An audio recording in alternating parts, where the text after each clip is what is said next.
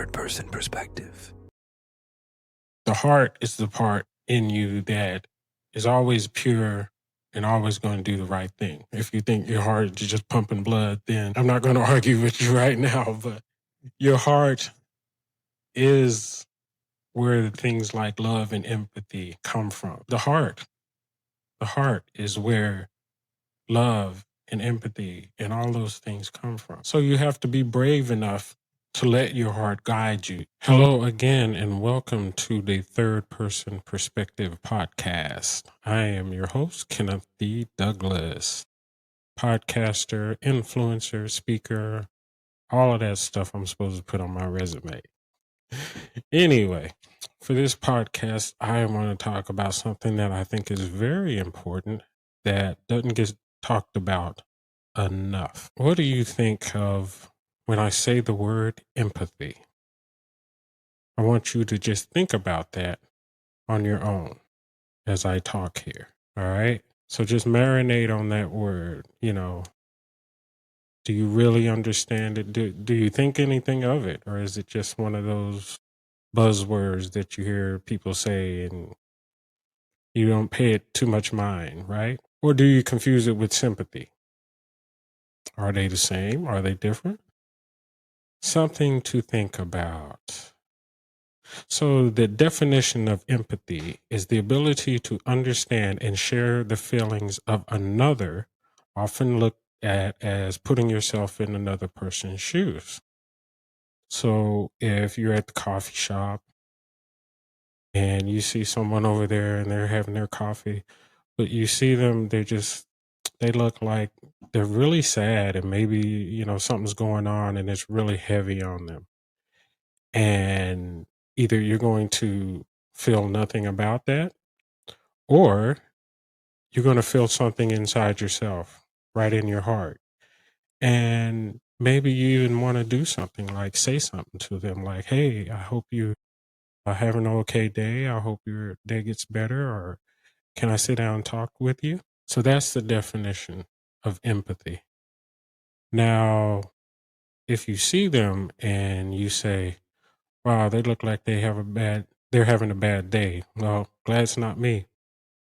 But I really, I can see that they're having a bad day, but I'm not going to worry too much about it. Maybe that's sympathy right there. So what we're going to talk about today is uh, showing and sharing empathy. What is that? What does that mean? And really, what's wrong with showing it in today's society? You've kind of vilified empathy in a way, if you think about it. So I saw this article. It's from the National Library of Medicine. The article's called "The Science of Empathy," and in it, I have a couple of quotes. They say, "Empathy plays a critical interpersonal and societal role, enabling sharing of experiences, needs, and desires between individuals and providing an emotional bridge that promotes pro-social behavior." Now that sounds like the definition right there. Just in case you missed it, I'm going to say it again. The ending of providing an emotional bridge that promotes pro-social behavior. So if that bridge is not there, then there is no pro-social behavior. Right? Bridge means you have an inherent connection to the other person because that's what's there already. That's in us already. The thing is that a lot of us in our busy lives and we're chasing the jobs and we're chasing the money and we're chasing the fame or whatever, we tend to put things like empathy aside.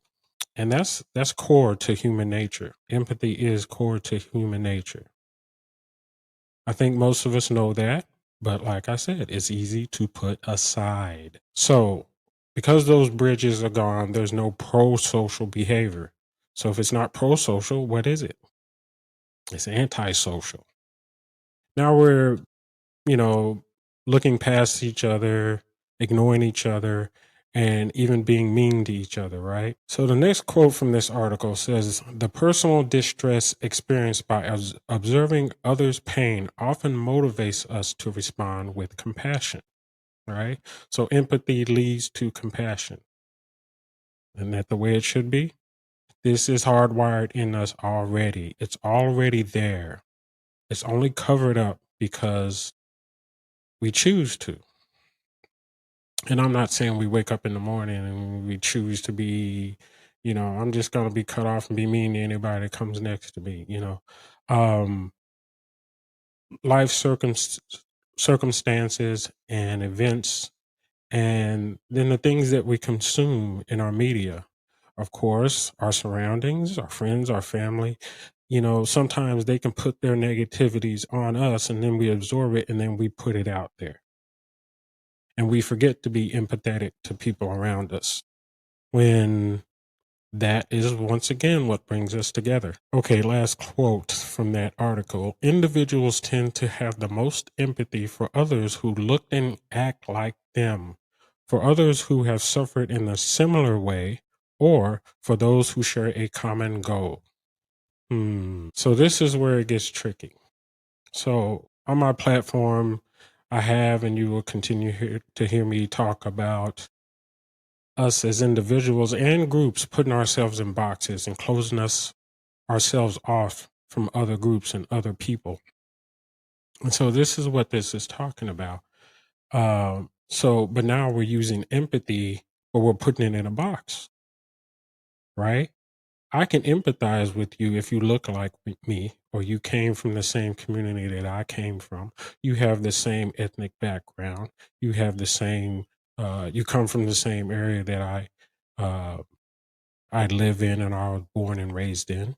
But if you're not, then I can shut that switch off and I can choose to be non empathetic and maybe even ignoring and cruel and not lending a helping hand when it's needed just because you don't fit in my box. Once again, antisocial behavior, not what is hardwired into us. So we have to remind ourselves that being a human being is one of the traits of being a human being is having empathy.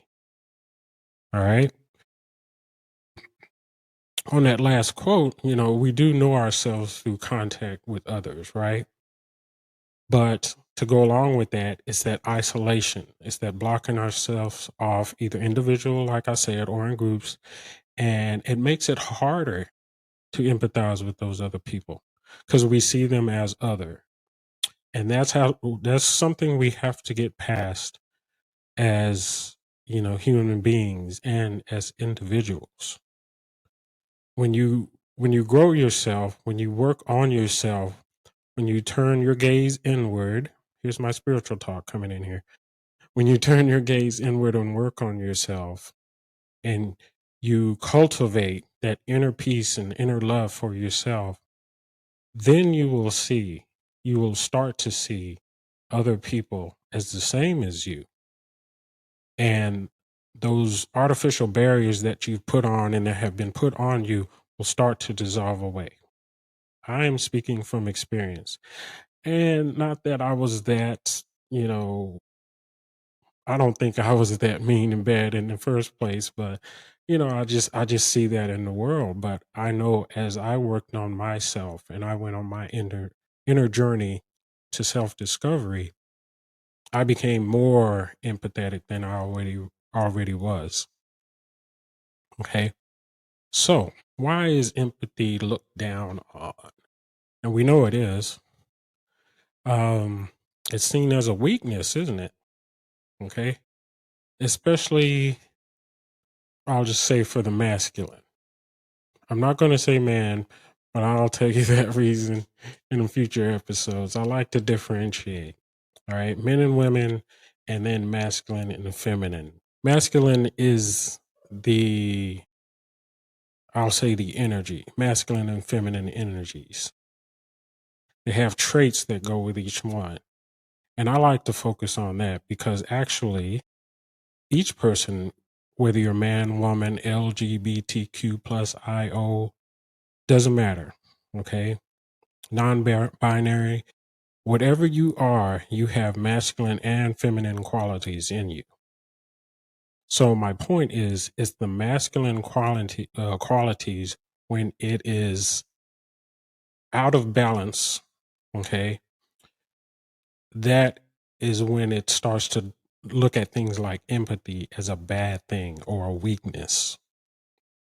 When you're in balance, masculine and feminine, then it is seen as something that needs to be celebrated and cultivated, right?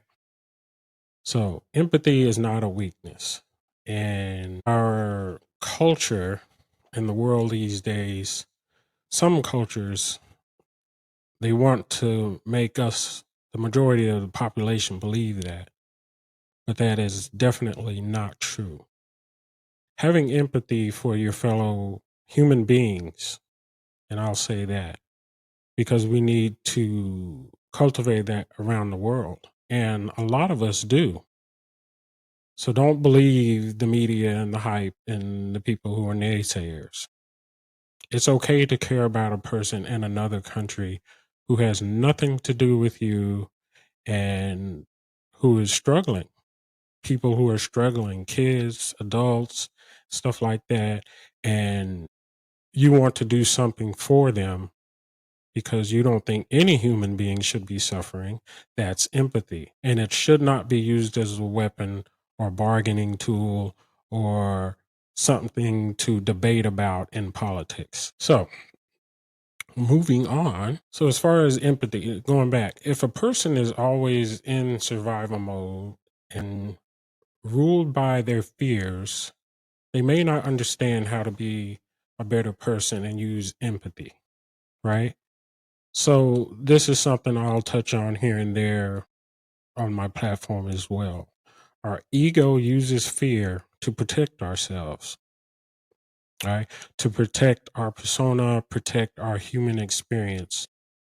And what that can look like sometimes is all the above what I was just talking about, where empathy is seen as a weakness because maybe sometimes a person doesn't want to put themselves out there and feel empathy for a person who is so far removed from their experience, right? Oh, I'm doing great. I've got, everything I need, plenty of money. I'm living a good life. Well, that person is not doing good. You know what? I'm just going to turn my head and ignore him, right? Who's done that? Okay. So that's part of our fear being used against us because we don't want to engage. We want to make excuses that maybe that person is dangerous sometimes. Of course, you have to use discernment. You have to use discretion. If you see a person on the street and they're down and out, there's going to be times when you can help, and there's going to be times when you're going to keep going. But that doesn't mean you shut empathy out at all times. So just let your heart guide you, not always your mind. Your mind is where fear comes through, okay? Not in your heart. So just a reminder. I'm not saying anything that you don't already know or no one has already said. Just reminders. Okay, so talking about empathy and it's being an essential part of human nature. And where does it stem from? I was just mentioning how fear comes through the mind, right? The ego protecting, the persona that you carry and everything about it. But the heart is the part in you that is always pure and always going to do the right thing. So whether you believe or not, that your mind does one thing and your heart does another. If you think your heart is just pumping blood, then I'm not going to argue with you right now, but your heart is where things like love and empathy come from. Okay. You can look in science and obviously through esoteric teachings, spiritual teachings and stuff, even religious teachings. The heart is where love and empathy and all those things come from. So you have to be brave enough to let your heart guide you. And then, as more of us do that, those bridges will be built that have been destroyed before, right? And then more bridging of people and coming together of people in pro social upliftment and society benefiting greater from positivity that will come from everyone coming together even more, caring about each other and empathizing with each other. So the essential, something I wrote down a while back, the essential nature of heart-centered thinking is warmth and genuineness and a capacity for empathy, right?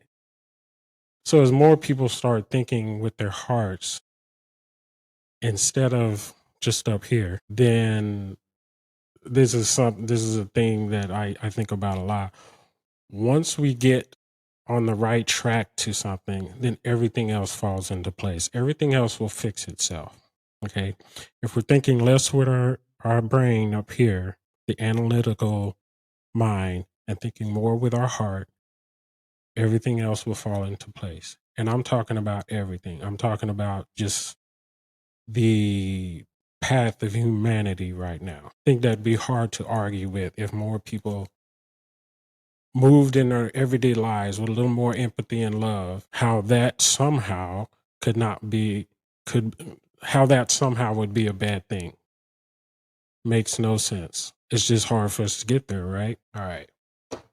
And the last thing I'm gonna say is I write lots of quotes down, or I've written lots of quotes down just by situations, and I'll have a thought about one thing or a phrase or even a word, and something will come, a quote, and then I'll write it down. I've been doing this for years.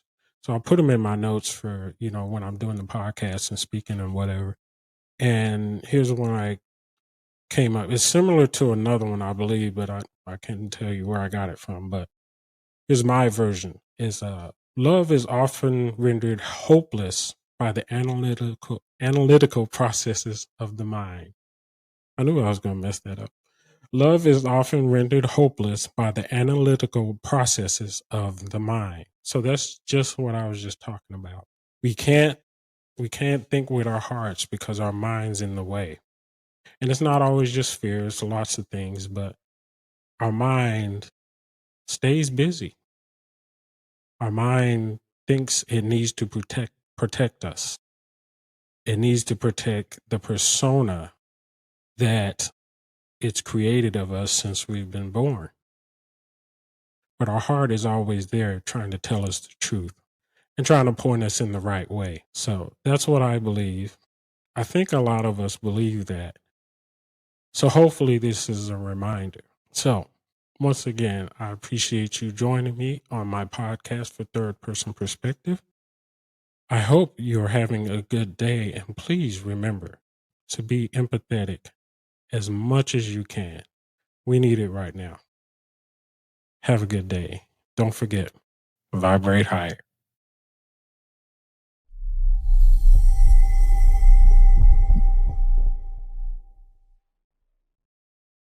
Hey, my boy, them other creators are doing fine. You should push that button and give me the same chance. Come on, bow boy.